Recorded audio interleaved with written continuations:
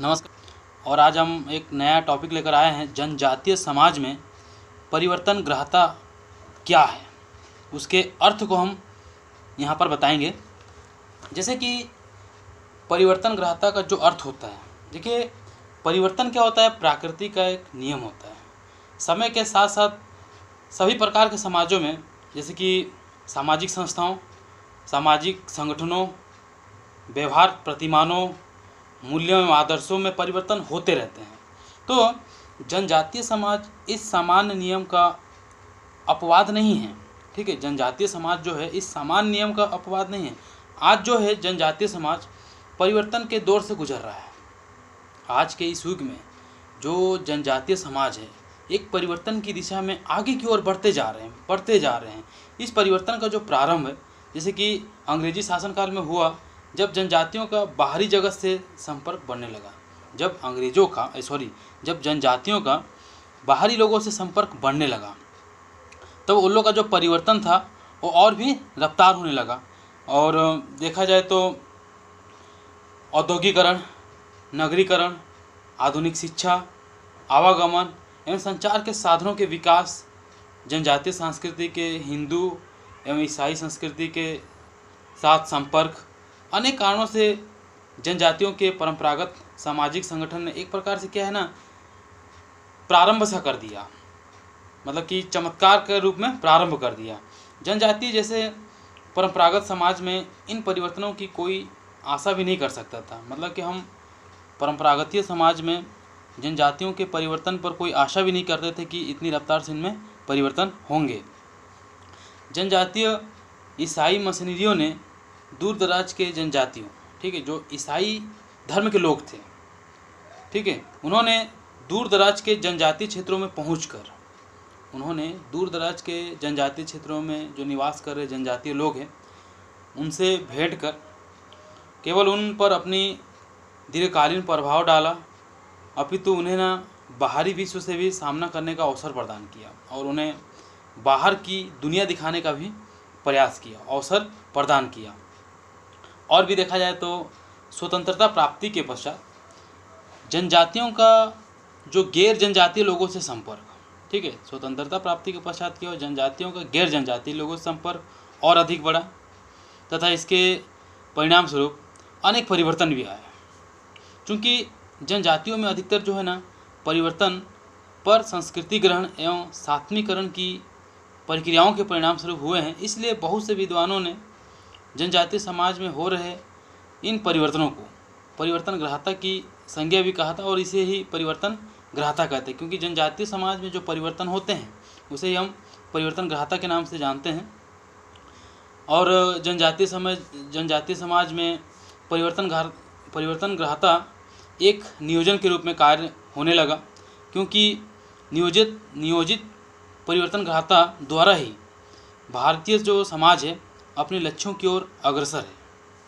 नियोजन के अतिरिक्त कुछ ऐसी बृहद प्रतिक्रियाएं भी आए हैं, जैसे कि आधुनिकरण, पश्चिमीकरण, परसंस्कृतिकरण, जैसे कि समाज तथा जातियों में सामाजिक परिवर्तन लाने में परसंस्कृतिकरण एक महत्वपूर्ण योगदान देता है।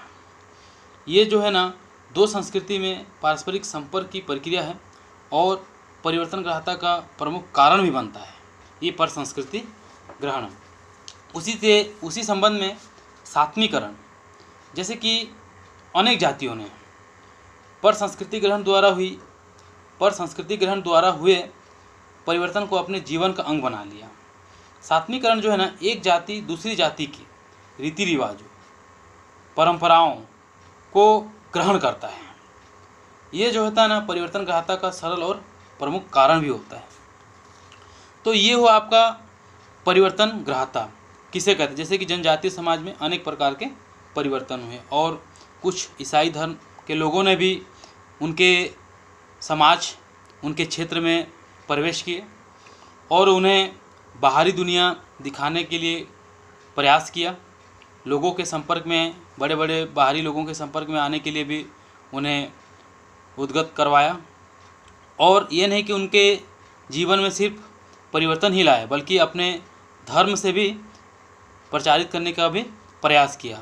आज वर्तमान में छत्तीसगढ़ के सरगुजा ज़िले में यदि देखा जाए तो जितने भी जनजातीय समाज के लोग हैं, सबके अधिकतर लोग जो जनजातीय समाज है, अधिकतर लोग ईसाई धर्म में कन्वर्ट होते जा रहे हैं। तो कहीं ना कहीं उनमें परिवर्तन होते जा रहे हैं जनजातीय समाज में। अब हम देखते हैं परिवर्तन ग्राह्यता के कारण। परिवर्तन ग्राह्यता के कौन कौन से कारण होते हैं।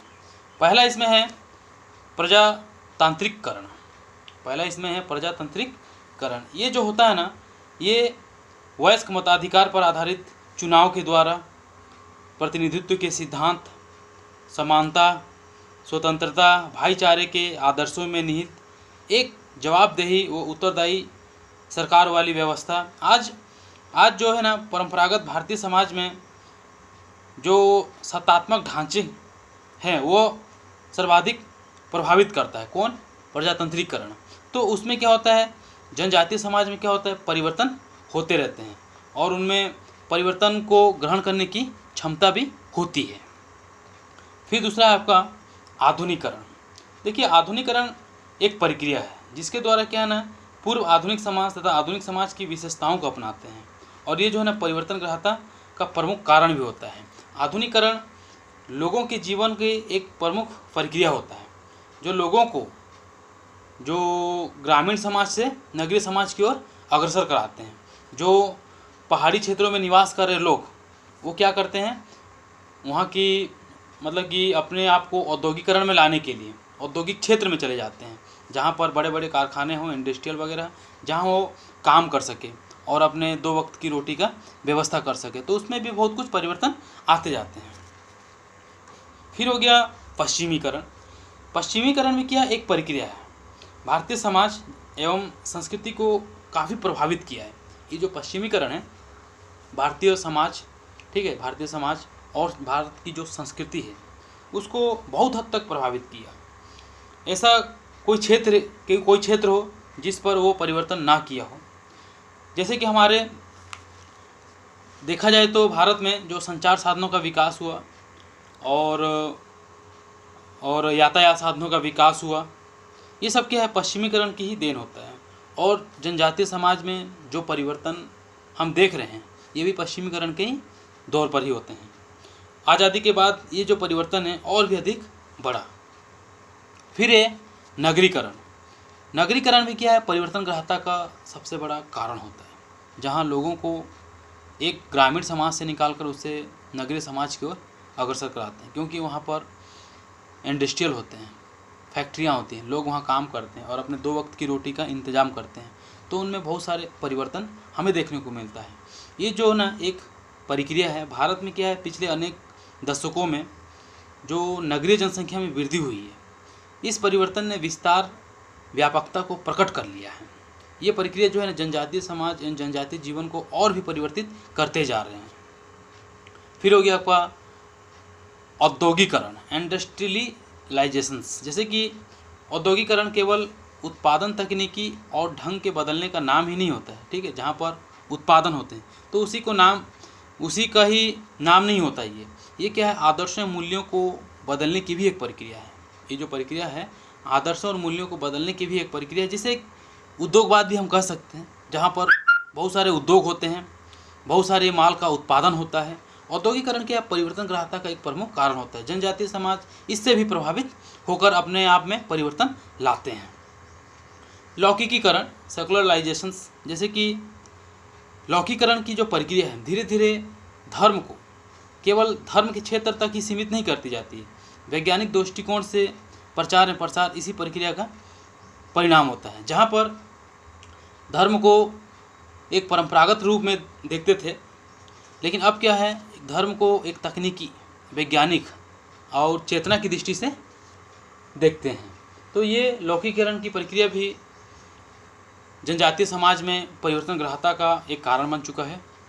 फिर है सांस्कृतिकरण। देखिए, सांस्कृतिकरण जहाँ M.N. श्रीनिवास ने बताए थे, जब एक निम्न जाति के लोग धीरे धीरे अपने जाति में बदलाव कर उच्च जाति का होने का दावा करते हैं और कुछ दिन बाद, कई वर्षों बाद वो उच्च दावा मतलब कि अपने आप को उच्च जाति में अपने आप को समेट लेते हैं। तो ही जैसे कि संस्कृतिकरण क्या भारतीय समाज में परिवर्तन की एक आंतरिक प्रक्रिया है, जहाँ पर गतिशीलता की प्रक्रिया लागू होती है। अनेक जनजातियों में संस्कृतिकरण द्वारा जातीय संस्करण में निश्चित स्थान प्राप्त करने में सफलता भी प्राप्त की है। संस्कृतिकरण भी जनजातीय समाज में परिवर्तन ग्रहता का एक बहुत बड़ा परिणाम है। फिर हो गया आपका पर संस्कृति ग्रहण, जहाँ समाज तथा जातियों में एक समाज है और उनके अंतर्गत जो जातियां हैं, सामाजिक परिवर्तन लाने में, समाज और जातियाँ जो है ना सामाजिक परिवर्तन लाने में पर संस्कृति ग्रहण की प्रक्रिया का महत्वपूर्ण योगदान रहा है।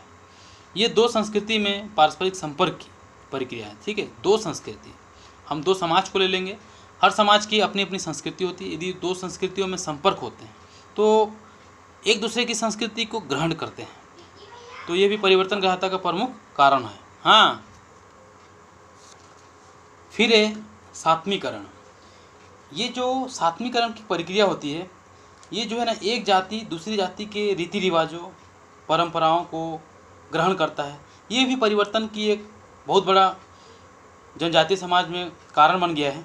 जैसे कि अनेक जातियों ने पर संस्कृति ग्रहण द्वारा हुए परिवर्तनों को अपने जीवन का अंग बना लिया है।